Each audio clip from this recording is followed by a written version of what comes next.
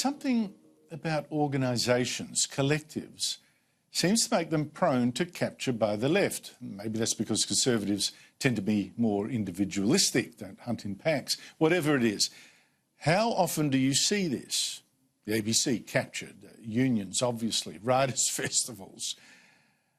And then they get turned, of course, into political weapons.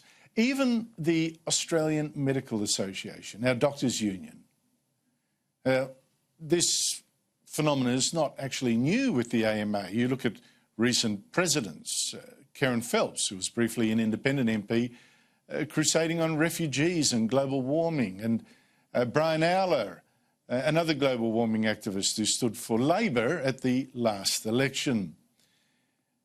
Now the AMA president is Tony Bartoni, who this week said the AMA was declaring a global warming health emergency on the basis of claims that, as I showed you last night, were false or highly misleading. The rising incidences of mortality from heat stress, the rising weather events, the food insecurity. As I said last night, I went through them. Look, they're wrong. Heat isn't the biggest climate killer. Cold is 20 times more deadly. Deaths from extreme weather have actually fallen over the century, not risen. And as for food security, we're actually growing more food, not less. Joining me is Dr David Adler, a former AMA Deputy Medical Secretary and now head of the Australian Jewish Association. David, it's good to see you again. Now, look, you were senior in the AMA, and I have to ask, Correct. Has it been hijacked?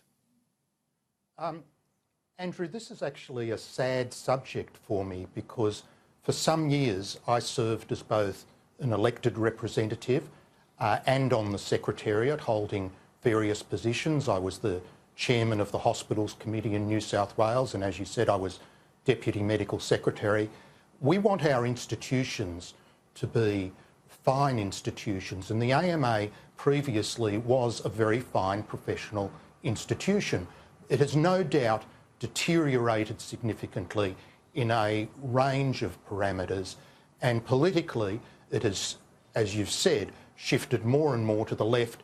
And instead of focusing on the sort of things that a quality professional association focuses on, it has become a leftist activist rump almost. Very disappointing and very sad for someone who's put a lot of time and effort in the past into that institution.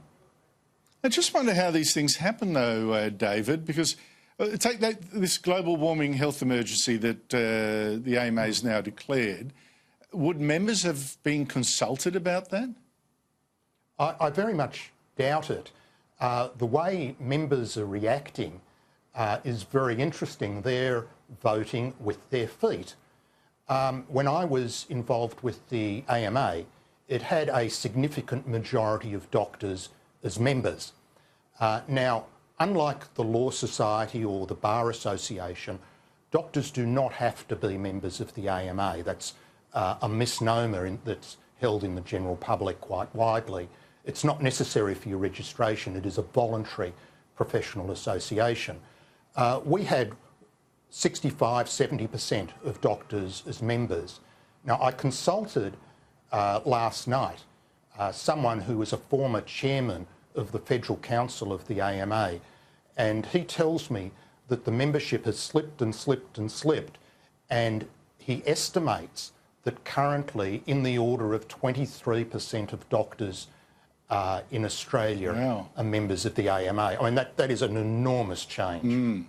That sure is. Do you think it's got anything to do with the more political the AMA has become, the less attractive it is for a number of its members who can't all be Greens or Labor voters? Correct. Yeah, and doctors, at least my experience, is that they are by nature fairly conservative. Most of them, after all, are professionals. They're running small businesses by definition. Yes, there's a component that are salaried in hospitals, etc., but most of our doctors are in private practice. So they relate to those sort of values that you would expect professionals and small business people to relate to.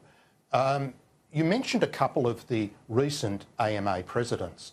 The sort of people that I remember having made a big contribution. People like Bruce Shepherd, or perhaps more well-known now, Brendan Nelson is a former AMA president, and of course he's distinguished himself greatly in his leadership at the Australian War Memorial.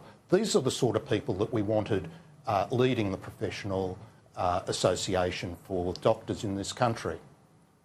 Now, in case people are jumping up and down and saying, hey, listen, but Brendan Nelson was a Liberal politician, doesn't it challenge what you're saying? I have to point out that Brendan Nelson started life with Labor, so he was a man of all seasons in that regard for a while, at any rate. Finally, I don't know, David, how closely you follow the global warming debate, but I have to ask, how does something so unscientific as what the AMA put out this week get put out by a doctors' union that's meant to be scrupulous about science? Well, they're supposed to be scrupulous about science, but they're actually not a scientific body. I mean, doctors, like any other group in the community, vary greatly in terms of quality. What doctors are trained to do in medical school, as you would expect, is to provide quality care to patients. If you're ill, you want to go to somebody who's well trained, who can diagnose and treat you. They're not trained to assess broader political issues. So whether it's the Medivac legislation that you referred to, which weakens border security, we've had in New South Wales recently, as I'm sure everyone knows, a debate about late-term abortion. I was shocked to learn that the AMA in New South Wales has come out in support of late-term abortion. The climate change, as you refer to, I mean, these are leftist political activism. It's not the sort of thing that you learn at university in a medical course, I assure you. You put your finger on a real phenomenon that a lot of other people have spoken to. You can be very expert in your area. It does not immediately mean that you're an expert in someone else's. And I think we're seeing a little bit of overreach here. David Adler, thank you so much for your time. Thank you, Andrew.